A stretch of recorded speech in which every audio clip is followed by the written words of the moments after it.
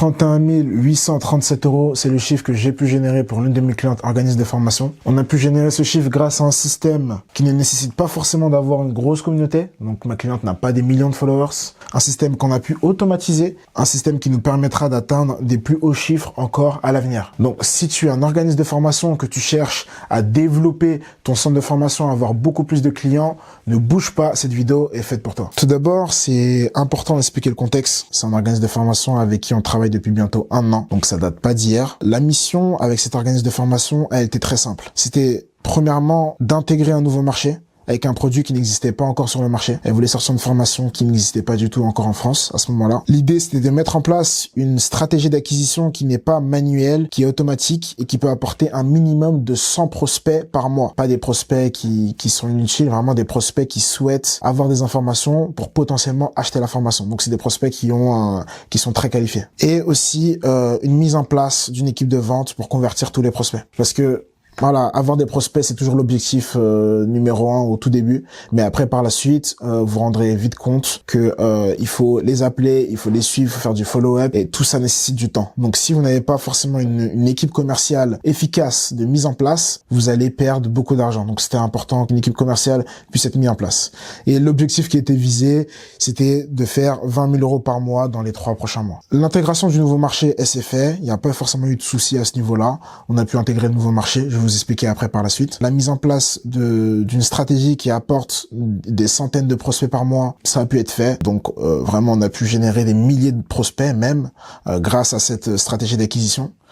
La mise en place d'une équipe de commerciaux, dans notre cas, on appelle ça des closeuses. On a pu le faire aussi. Donc, on a mis en place une équipe de closeuses qui a pu s'occuper d'appeler les prospects et de les convertir. Et ensuite, l'objectif de 20 000 € a été atteint. Donc, il a été atteint en octobre. C'était 31 000 € en octobre. Donc, initialement, ce mois-ci, on avait un petit peu augmenté les objectifs. On était passé à un objectif de 30 000 €. La plupart des choses qui devaient être atteintes ont pu être atteintes. Maintenant, l'important, c'est que je vais vous expliquer comment on a pu le faire. Et surtout, je vais aussi vous expliquer les problématiques actuelles qu'il y a sur le marché. Premièrement, au niveau des systèmes d'acquisition possibles à l'heure actuelle sur le marché, vous avez plusieurs systèmes d'acquisition possibles. Vous pouvez passer par un call center. Donc, il y en a beaucoup qui font ça, qui passent par des call centers pour soit acquérir des leads, soit convertir des leads. Donc, pour ceux qui ne le savent pas, les call centers, c'est des centres d'appel. Très souvent, ils sont basés à l'étranger. Et ces centres d'appel vont soit faire de la prospection à froid, soit vont travailler sur une liste de leads que vous pouvez leur donner. Donc, si, imaginons, vous avez une liste de leads de milliers de personnes, vous pouvez passer par un centre d'appel pour leur donner comme mission de convertir ces leads, par exemple. Le problème avec les centres d'appel, c'est que très souvent, quand vous passez par des centres d'appel étrangers, malheureusement, si vos clients sont français, je le dis à chaque fois, je ne vous conseille pas de passer par des centres d'appel. Pas qu'ils ne font pas forcément du bon travail. Des fois, vous verrez qu'ils bossent très bien, mais les Français sont habitués à entendre des Français au téléphone. Donc, c'est bête, mais si ils entendent un accent qui n'est pas français ou quelque chose qui leur fasse penser que la personne n'est pas français au téléphone, vous verrez que vous aurez une chute au niveau des ventes et très souvent vous ne comprenez pas pourquoi ça ne convertit pas. Si vous posez la question de pourquoi quand vous donnez vos leads à un call center ça ne convertit pas, maintenant vous avez la réponse. Après, si jamais vous avez un call center basé en France, il n'y a pas de souci, vous pouvez essayer, ça a plus de chances de marcher.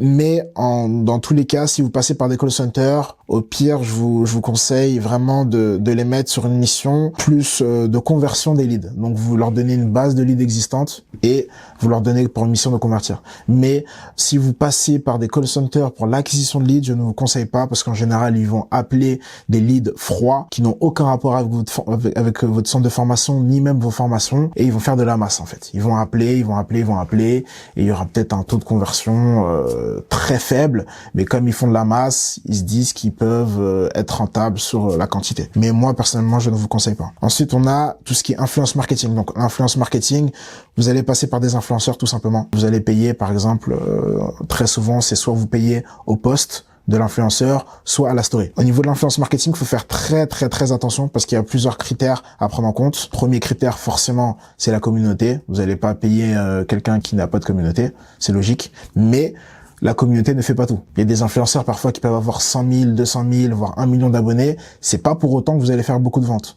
Donc, il faut voir la communauté, il faut voir le type de contenu de l'influenceur. Il faut que ce soit un contenu, plus un contenu en rapport avec votre formation, et plus vous avez de chances de pouvoir toucher une audience qui vous correspond. Si c'est une audience trop générale ou qui n'a rien à voir avec ce que vous vendez, très souvent les résultats seront mauvais. Et surtout, le rapport argent que vous payez pour une prestation et la rentabilité, c'est très compliqué.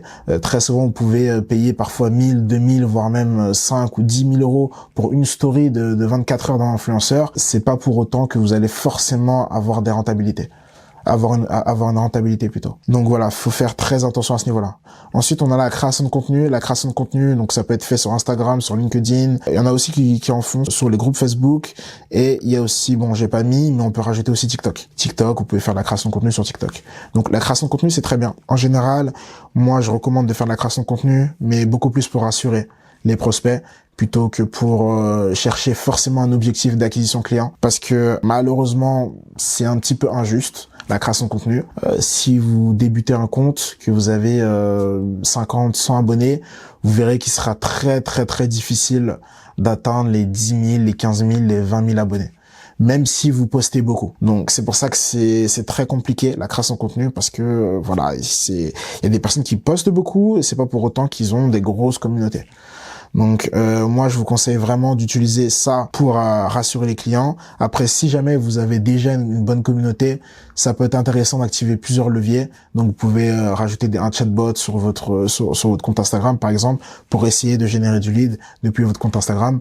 Mais vous verrez que même moi, pour le coup, j'ai déjà eu des clients avec des grosses communautés, et quand on voyait le rapport, quand on voyait les stats plutôt entre les ventes qu'ils font, très souvent ils faisaient pas énormément de ventes avec leur communauté. Vous pouvez y dédier du temps, mais je dirais, ne pensez pas que ça peut être la meilleure stratégie pour vous à l'heure actuelle si vous êtes un organisme de formation. Ensuite, on a tout ce qui est prospection. Donc, ça peut être des messages, du call, on appelle ça du call DM, donc des messages sur Instagram, sur Facebook, ou de la prospection téléphonique. Au niveau de la prospection, avec tout ce qui est RGPD, ça devient compliqué maintenant. Donc, je pense que vous le savez. Message, pourquoi pas. La prospection sur LinkedIn, ça peut être intéressant si après vous avez des formations en B2B. Mais si vous avez des formations qui visent des particuliers, ça peut être très bizarre de leur envoyer des messages de prospection à froid comme ça. Et même, ça sera très compliqué. Le taux de transformation sera très très très faible.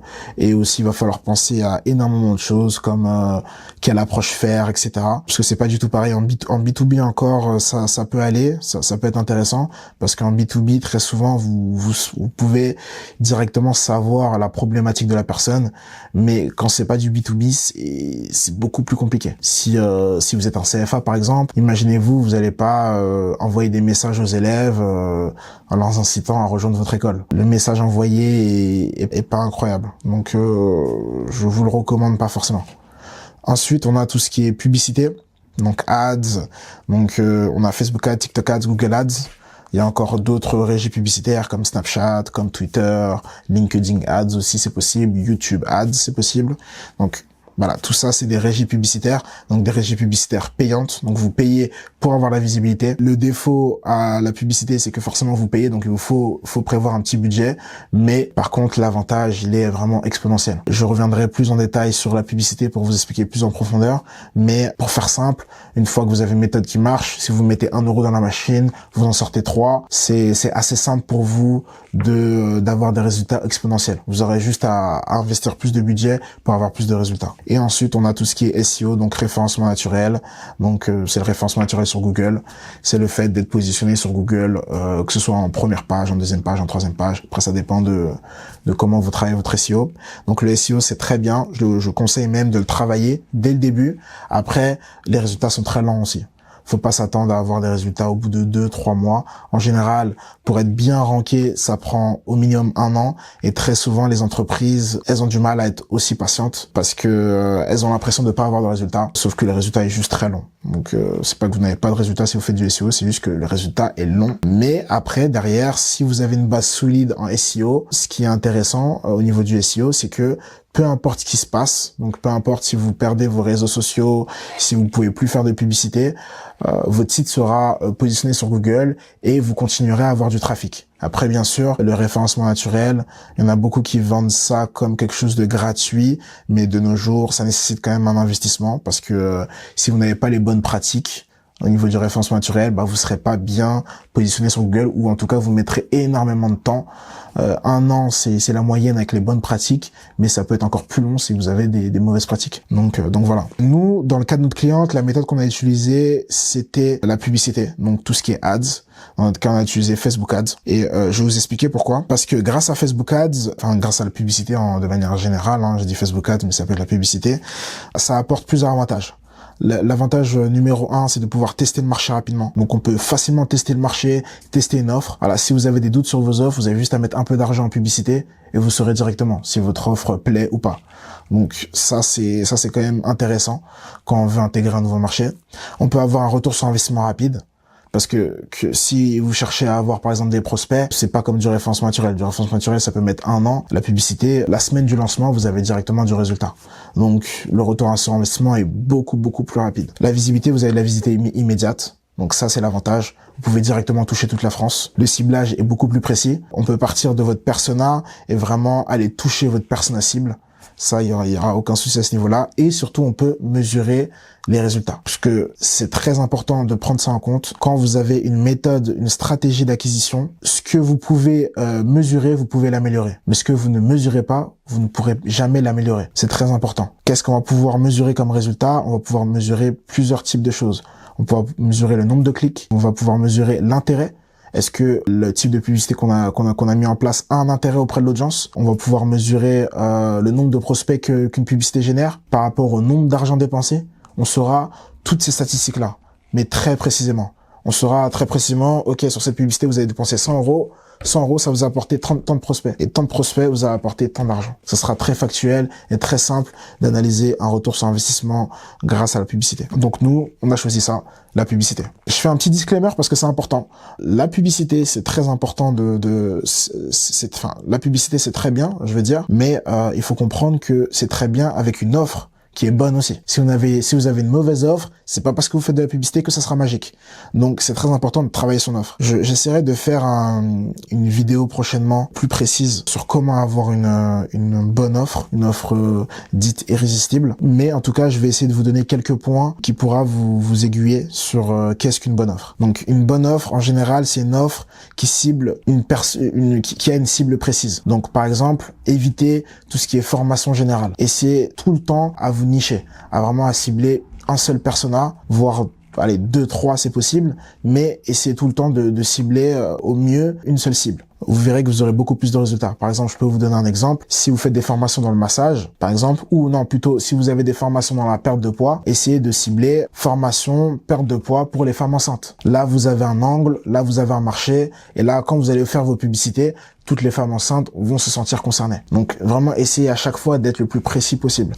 Peut-être que le marché sera plus petit, mais vous serez beaucoup plus pertinent sur ce marché-là. Au niveau de votre offre, il faut que la valeur perçue soit 10 fois plus supérieure que le coût. Essayez de faire en sorte que vraiment tout ce que vous offrez au travers de votre formation ait l'impression de valoir beaucoup plus que le prix que vous demandez. Donc ça, j'y reviendrai lors d'une autre vidéo sur comment faire, sur comment mettre tout ça en place. Mais c'est très important de mettre ça en place. Vraiment une offre avec une haute valeur perçue. Une différenciation unique sur le marché.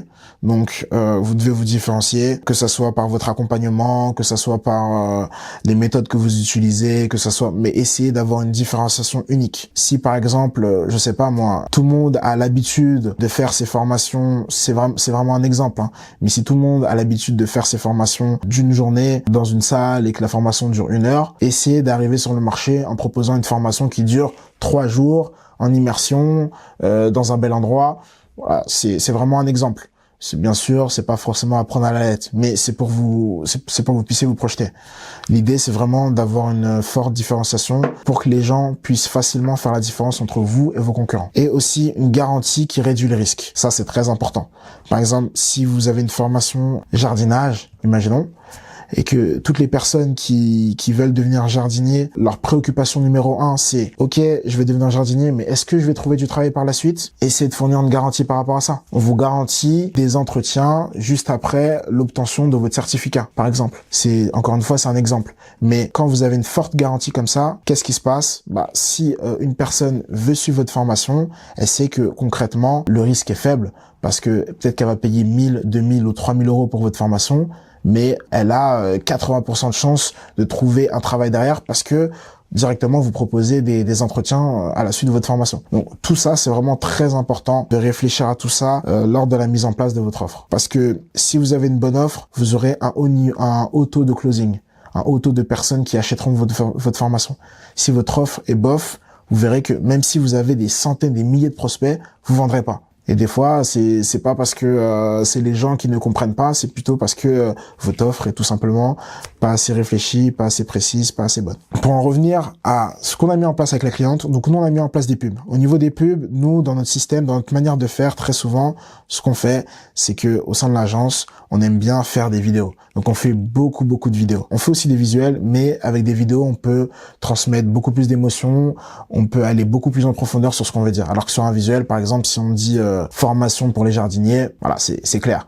Il y a juste formation pour les jardiniers. On peut pas aller plus en détail. Alors que dans une vidéo, on peut vraiment aller plus en profondeur. Donc, on a fait pas mal de vidéos.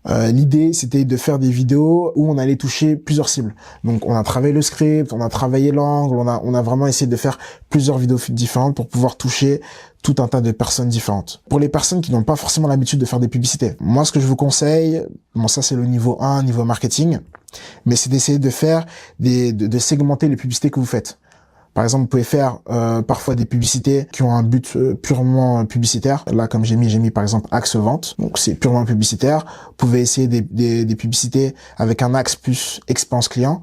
Donc dans ce cas-là, ce que vous allez mettre en avant, ça va plus être des témoignages ou peut-être mettre en avant votre équipe. L'idée, c'est de mettre en avant des choses comme ça. Et vous pouvez aussi tenter des publicités axe engagement. Donc là, l'idée, c'est au travers de vos publicités, dans le discours, dans le script, de faire en sorte que les personnes puissent s'engager, puissent en tout cas avoir des réactions en voyant votre publicité. Donc quand je dis réactions, ça va être des réactions dans les commentaires, etc. ou par message. Donc après, par la suite, une fois qu'on a fait ces publicités, faut savoir que ces publicités-là n'ont pas pour objectif d'avoir des likes ou des commentaires. C'est pas l'objectif. Le but, c'est d'avoir des prospects qui seront intéressés par acheter les formations. Donc c'était ça notre objectif. Donc pour ça, nous, on a plusieurs manières de faire. Donc on peut parfois faire des publicités qui orientent vers un formulaire, parfois vers une page de vente, parfois vers ce qu'on appelle un social funnel. Donc social funnel, on peut rediriger vers le compte Instagram, mais après on a toute une stratégie où on met en place des chatbots, etc. Et on arrive à rediriger le prospect vers le compte Instagram pour faire en sorte qu'il puisse voir le compte, qu'il puisse voir le contenu, et après qu'il interagisse avec le compte et qu'il rentre dans une séquence de chatbot, etc. C'est tout ce qu'on peut mettre en place, mais il faut savoir que l'objectif initial est de capturer du prospect. Votre objectif, c'est de capturer du prospect, d'avoir un email, un numéro de téléphone, un nom au minimum. Si vous voulez avoir des prospects très qualifiés, après par la suite, vous pouvez aller beaucoup plus loin. Nous, c'est ce qu'on fait aujourd'hui. Donc, on peut demander plusieurs questions. On peut vraiment aller plus loin pour avoir un maximum d'informations sur le prospect pour que ça soit plus facile après pour nos closeuses de vendre. Donc, c'était l'objectif. Ensuite, au niveau du process, au niveau de l'équipe de vente. Comment ça se passait? En général, nous, on récolte les leads et après on envoie les leads sur notre CRM et il y a l'équipe de vente qui peut gérer ça. Le mieux, les bonnes habitudes à prendre, c'est très souvent, ce que je conseille, c'est d'avoir une équipe qui aura pour objectif uniquement de vendre, et une équipe qui aura pour objectif de récupérer ce que les Américains ils appellent lost money. Donc c'est l'argent perdu. Par exemple, imaginons que votre équipe de vente fait des centaines d'appels, vous verrez qu'au bout d'un moment, dans votre CRM, bon, ça dépend ce que vous faites, mais votre équipe de vente va mettre un descriptif, va dire, par exemple, ce prospect n'est pas intéressé parce que c'est trop cher, ce prospect a dit que c'était trop loin, ce prospect, enfin voilà, ils vont donner toutes les raisons du pourquoi, du comment le prospect n'a pas voulu passer à l'offre supérieure. Parfois, c'est aussi le prospect ce répondeur, on a essayé de l'appeler 3 à 5 fois, il répond pas. Voilà. Donc l'idée, c'est que tous ces prospects-là perdus, on appelle ça de la lost money, donc c'est de l'argent perdu. Donc là, vous allez mettre une équipe de setters, une équipe de vente sur ces prospects-là pour que vous puissiez récupérer l'argent que, entre guillemets, qu'on appelle perdu. Si vous mettez une bonne équipe en place, vous verrez que vraiment, sur des prospects qui, à la base, étaient perdus, vous pouvez quand même faire pas mal de chiffres d'affaires. Ensuite, l'idée, c'est d'enregistrer les calls parce que quand on a une équipe de vente, il faut aussi les faire progresser, il faut aussi faire des points précis et si vous ne enregistrez pas les calls, vous savez pas ce qui se passe sur le terrain. Concrètement, vous pouvez parler avec l'un de vos commerciaux et lui demander comment ça se passe, il s'appelle, il va vous dire bah ça se passe bien. Alors que dans les faits, ça se passe pas forcément bien, le discours il est pas rodé, le ton il est pas bon, il y a plein de choses qui peuvent ne pas aller. C'est pour ça que c'est important d'enregistrer les calls. Et après ensuite, ce qu'on fait, c'est que on va faire du nurturing, donc en fonction du statut du lead. Donc par exemple, si on estime sur le CRM que le lead est un lead froid, on va lui envoyer une séquence email. Si on estime que le lead est un lead tiède, on va lui envoyer une séquence email. Si c'est un lead chaud, on va lui envoyer une séquence email. Et sur le CRM, si les closeuses ou l'équipe de vente, peu importe comment vous voulez appeler ça, si votre équipe de vente passe le prospect d'un lead froid à un lead chaud, bah le prospect atterrit sur une autre séquence email. On a fait ça parce qu'on a remarqué que des fois il y a des prospects qui avaient juste besoin d'être suivis. Au plus ils étaient suivis, au plus ils avaient de chances de convertir. Donc cette stratégie a pu, comme vous le voyez, générer près de 31 837 € pour cette cliente qui est en organisme de formation. Cette stratégie est largement possible pour vous aussi. Si vous êtes en organisme de formation, que vous aimeriez avoir une stratégie prédictible, qui a déjà fait ses preuves, et que vous aimeriez surtout avoir une équipe marketing qui puisse vous suivre de A à Z, qui puisse vous aider à scaler votre organisme de formation, je suis là pour vous aider. Vous avez juste à cliquer sur le lien dans la description. On pourra discuter de votre organisme de formation, de vos projets, de vos objectifs, et je pourrai vous expliquer comment mettre tout ça en place au sein de votre organisme de formation. Donc c'est un appel qui est sans engagement, donc vraiment n'hésitez pas. Pour les autres, on se retrouve pour un prochain Value Asset.